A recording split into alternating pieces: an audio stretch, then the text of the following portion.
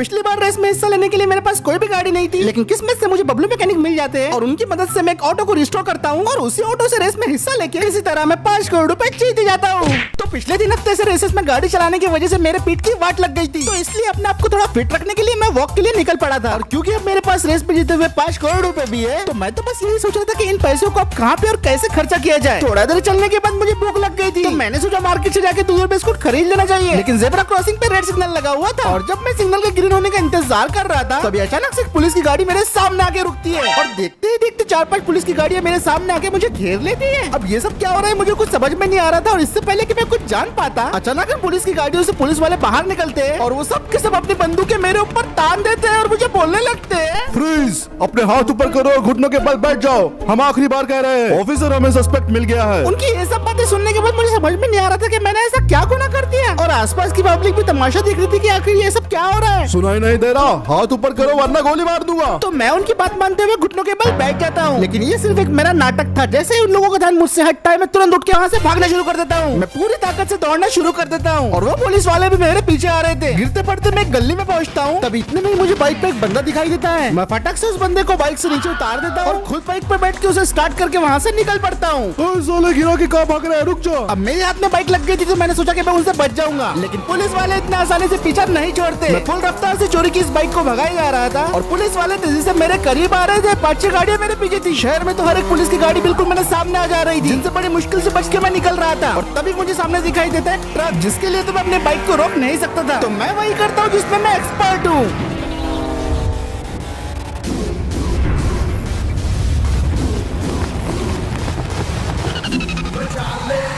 भयानक तरीके से ट्रक को पार करने के बाद मैं बाइक को फुल रेव देके वहाँ से निकल पड़ता हूँ। अब पूरे शहर की पुलिस मेरे पीछे पड़ गई थी। हेलीकॉप्टर से लेकर नए नए पुलिस की गाड़ियां सारे के सारे मेरे ही फिराक में थे। मैं पूरी तरीके से मोस्ट वांटेड हो चुका था और इतने भारी ट्रैफिक में इन्हें अवॉइड करना एक अपने आप में बहुत बड़ा चैलेंज था। मैं एवेंजर को उसकी फुल रफ्तार में भगाया जा रहा था और सारे रोड ब्लॉक्स को तोड़ते हुए जा रहा था, लेकिन पुलिस वाले मुझे किसी भी कीमत पे पकड़ना चाहते थे। एक पुलिस की गाड़ी काफी तेज रफ्तार से मेरी तरफ आई और उसने मुझे ठोकना शुरू कर दिया था। उस गाड़ी ने मुझे एक के बाद एक कई सारी टक्कर मारी। मैं अपनी गाड़ी को बड़ी मुश्किल से कंट्रोल कर रहा था, लेकिन वो गाड़ी मुझे लगातार एक के बाद एक टक्करें बस मारे ही जा रही थी और मैं जल्दी कुछ नहीं करता तो मैं बाइक से डिसबैलेंस होकर गिरने ही वाला था। तभी एंड मौके पे मुझे एक आइडिया आता है। मैं अचानक से अपने बाइक को ब्रेक मारता हूँ और सीधा अपने बाइक से उस गाड़ी को ठोक देता हूँ। इसकी वजह से वो गाड़ी अनबैलेंस हो जाती है और सीधा पुलिस बूथ में जाके क्रैश हो जाती है। मैंने उस गाड़ी से पीछे छुड़ा लिया था और मैं सीधा निकल पड़ता हूँ हाईवे की तरफ। पर हाईवे पे पहुंचने के बाद मुझे पता चलता है कि यहाँ पे तो और भी ज्यादा पुलिस फोर्स है और ये लोग तो और भी भयानक तरीके से मेरी गाड़ी को डिसबैलेंस करने में लगे थे। मेरी बाइक लिटरली स्लाइड होते हुए चल रही थी। बाइक को कंट्रोल करना वैसे भी काफी मुश्किल था, ऊपर से पुलिस हर पल और नजदीक आते जा रही थी, जिससे मैं बाल बाल बच रहा था। लेकिन अभी तक मुझे कोई अंदाजा नहीं था कि सारी की सारी पुलिस वाले आखिर मेरे पीछे पड़े तो पड़े क्यों है। पर इन लोगों से पीछे छोड़ना ज्यादा जरूरी था। अभी हैरानी की बात तो ये थी कि 30-40 गाड़ी मेरे अकेले को पकड़ने के लिए लगे हुए थे। मैं किसी तरह इन लोगों से बचते जा रहा था, लेकिन मुझे थोड़ी देर बाद सामने दिखाई देता है एक रोड ब्लॉक। एंड टाइम में मैं उस रोड ब्लॉक से तो बच जाता हूँ, लेकिन उसके चक्कर में बाकी पुलिस की गाड़ियाँ क्रैश हो जाती है और हाईवे में मुझे ऐसे कई सारे रोड ब्लॉक्स मिलते हैं जिनसे मैं बाल बाल बचता हूँ, लेकिन बाकी पुलिस की गाड़ियाँ नहीं बच पाते। मैं वापस किसी तरह चुपके से सिटी में एंटर कर लेता हूँ और मैं तेज रफ्तार से अपनी बाइक को भगाया जा रहा था और मैं सोच रहा था कि मैं अपने गैरेज में पहुंच के इस गाड़ी को रख दूंगा। मैं तो समझ रहा था कि मैंने पुलिस को चकमा दे दिया है, लेकिन तभी अचानक से पुलिस की गाड़ी मेरे पीछे जाती है और वो जोर से मुझे टक्कर मारती है और उसके वजह से मैं सीधा हवा में उड़ जाता हूँ। मेरी बाइक जमीन पे गिर जा रही थी और मैं लिटरली 4 सेकंड के लिए हवा में था और यही था मेरा एंड। मैं बुरी तरीके से क्रैश कर गया था और उसके बाद सारे पुलिस के गाड़ियां आ गए थे और मैं फाइनली पकड़ा गया। एक पुलिस ऑफिसर फिर उसके बाद गाड़ी से उतरते हैं और मेरे पास आके बोलने लगते हैं, अफसोस इतने भागने के बाद भी तुम्हारा हाल भी वही हुआ। मैं उन्हें बोलता हूँ कि आप लोग मेरे पीछे क्यों पड़े हो, मैंने तो कुछ भी नहीं किया। तो मेरी ये बात सुन के वो बोलने लगते हैं, बेटे एक बार थाने चलो सब पता चल जाएगा।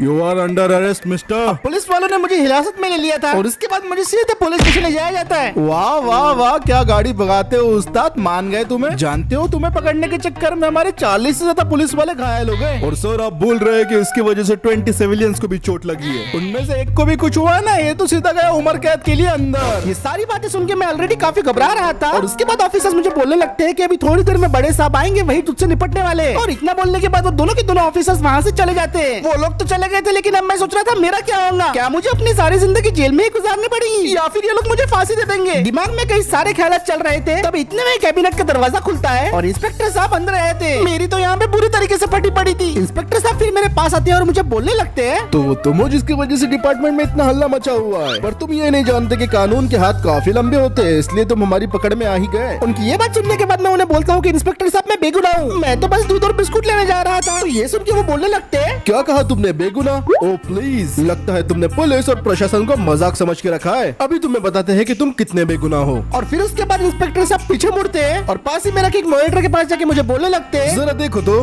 ये रहा तुम्हारा सारा चिट्ठा पिट्टा। और फिर उस मॉनिटर पे वो सारे काम दिखाई देते हैं जो मैंने पिछले कुछ महीनों में किए थे। बैंक में रॉबरी, इलीगल स्ट्रीट रेसिंग, सट्टेबाजी, वर्कशॉप को जलाना, मुर्दों की नगरी में इलीगली जाना। शुक्र करो वहाँ से कोई वायरस साथ में नहीं आया। और जो तुम बिजनेस करते हो उस पे भी हमारी नजर थी। जो कार्स को तुम मॉडिफाई करते हो, क्या तुमने उसके लिए आरटीओ से परमिशन ली थी? और तुम्हारे ट्रक वाले बिजनेस में भी काफी बार ओवरलोडिंग का चालान हुआ है और ओवर स्पीडिंग के तो कई सारे चालान है। अब इतना सब देखने के बाद मेरे पास बोलने के लिए शब्द नहीं बचे थे। मैं समझ गया था कि मैं अब लंबे टाइम के लिए अंदर जाने वाला हूँ, लेकिन तभी इंस्पेक्टर साहब मुझे बोलने लगते हैं, पर एक बात तो है, तुम्हारे अंदर टैलेंट कूट कूट के भरा हुआ है और तुम्हें इस टैलेंट को ऐसे वेस्ट नहीं करना चाहिए। ये सुन के मैं उन्हें बोलता हूँ कि इंस्पेक्टर साहब मैं आपकी बात का मतलब नहीं समझा। तो फिर इंस्पेक्टर साहब बोलने लगते हैं कि डिपार्टमेंट में हमें तुम्हारे जैसे काबिल ड्राइवर्स की जरूरत है और वो मेरी मदद चाहते थे मोस्ट वांटेड क्रिमिनल्स को पकड़ने के लिए। तो इंस्पेक्टर साहब मुझे सीधा बोलते हैं कि डिपार्टमेंट में ज्वाइन हो जाओ और हमारी मदद करो। ये सुन के मैं उन्हें तुरंत बोलता हूँ कि इंस्पेक्टर साहब ये मुझसे नहीं हो पाएगा। तो ठीक है, कोई बात नहीं, तुम्हारे ऊपर जितने भी क्राइम के चार्जेस लगे हैं वो तो तुम जानते ही हो। तुम या तो जेल जा सकते हो या फिर हमारा साथ देके कानून की रखवाली कर सकते हो। अब मैं काफी मुश्किल सिचुएशन में फंस गया था और लगभग 3 मिनट तक सोचने के बाद मैं इंस्पेक्टर साहब को बोलता हूँ, ठीक है इंस्पेक्टर साहब, मैं आपके ऑफर को एक्सेप्ट करता हूँ। ये हुई ना कुछ बात। और फिर उसके बाद इंस्पेक्टर साहब बोलते हैं कि कल से तुम्हारी ट्रेनिंग शुरू होने वाली है। और इंस्पेक्टर साहब मुझे ये भी बताते हैं कि अभी मुझे नकली नाम से अपॉइंट किया जाएगा ताकि मेरी इन्फॉर्मेशन कोई निकाल ना सके। मैं सारी बातें सुनने के बाद ठीक है बोलता हूँ और फिर एक दूसरे ऑफिसर कैबिन में आ जाते हैं और इंस्पेक्टर साहब उन्हें बोलते हैं कि कल से इसकी ट्रेनिंग शुरू होने वाली है, तो आप इसे घर छोड़ दो।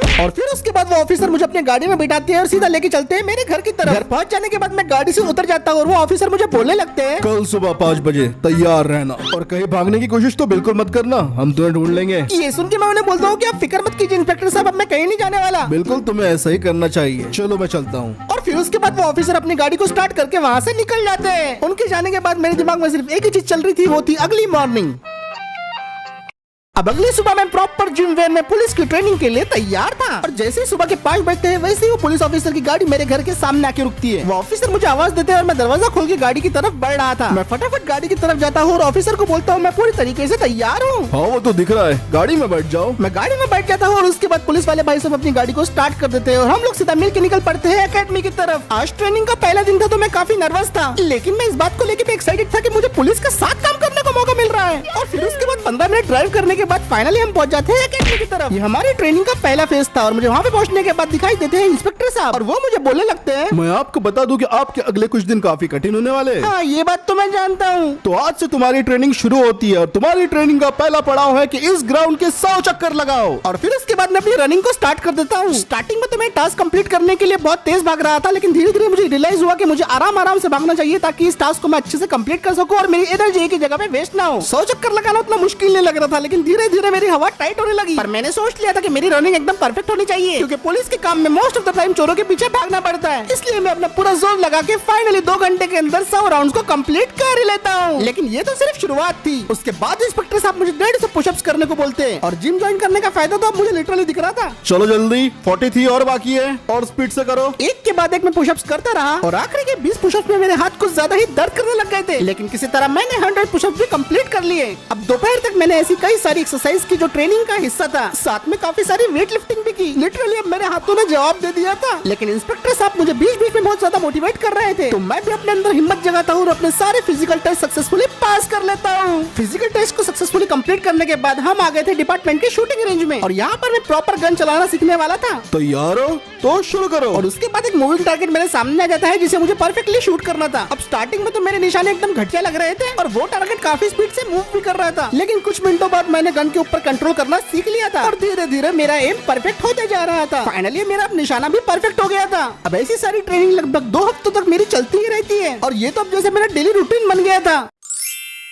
फाइनली 2 हफ्ते बाद मेरी ट्रेनिंग कंप्लीट हो गई थी और उसके बाद मैं बन गया था एक ऑफिशियल पुलिस ऑफिसर। वर्दी पहन के मैं पूरी तरीके से तैयार था और लिटरली सोचा नहीं था कि मैं अपने आप आपको इस पोजीशन पे पाऊंगा। एज अ पुलिस ऑफिसर ये मेरा पहला दिन था, तो मैं पुलिस डेस्क पे जाता और वहाँ पे ऑफिसर बोलने लगते हैं, डिपार्टमेंट में आपका स्वागत है मिस्टर मूसा। अब जैसा कि इंस्पेक्टर साहब ने कहा था, कोई मेरी असली पहचान पता न कर सके, इसलिए मुझे ये मूसा नाम दिया गया था। उसके बाद डिपार्टमेंट के वो ऑफिसर मेरे कुछ साइंस वगैरह लेते हैं, थोड़े बहुत सवाल जवाब करते हैं और फिर फाइनली मुझे बोलते हैं आपका वेरिफिकेशन यहीं पे कंप्लीट हो रहा है, आपको as a highway patrol officer appoint किया गया है। ये सुन के तो मैं और भी खुश हो गया था, क्योंकि भाई ये तो मेरी फेवरेट फील्ड है। और फिर ठीक है, आप जा सकते हैं। ऑल द बेस्ट मिस्टर मूसा। मैं थैंक यू ऑफिसर बोलता हूँ और उसके बाद मैं वहाँ से निकल पड़ता हूँ। मैं पुलिस स्टेशन से अब बाहर आ गया था, लेकिन जब मैं सीढ़ियों से नीचे उतरा मुझे दिखाई देती है एक आरटीओ स्कॉर्पियो जो कि पार्किंग में खड़ी हुई थी। मैं ऑफिसर से पूछता हूँ ये गाड़ी किसकी है, तो वो मुझे बोलते हैं हे मूसा भाई, ये गाड़ी आपको अपॉइंट हुई है 2018 Mahindra Scorpio S11 BS6 highway petrol, और यही आपकी डेली ड्यूटी वाली गाड़ी रहने वाली है। ये सुन के तो मैं काफी ज्यादा खुश हो गया था। मेरी फेवरेट गाड़ी का मुझे पुलिस वर्जन मिल गया था। फिर गाड़ी का दरवाजा खोल के मैं उसके अंदर बैठ जाता हूँ और बहुत दिनों के बाद मैं अपनी ओरिजिनल S11 को स्टार्ट करता हूँ, और अब तो मुझे बहुत ज्यादा मजा आ रहा था। पुलिस ऑफिसर विद स्कॉर्पियो, इससे ज्यादा रफ्तार और क्या हो सकता है। और एक्साइटमेंट के चक्कर में मैंने गलती से पुलिस का सायरन बजाना शुरू कर दिया, तो वहाँ पे ऑफिसर बोलने लगते हैं,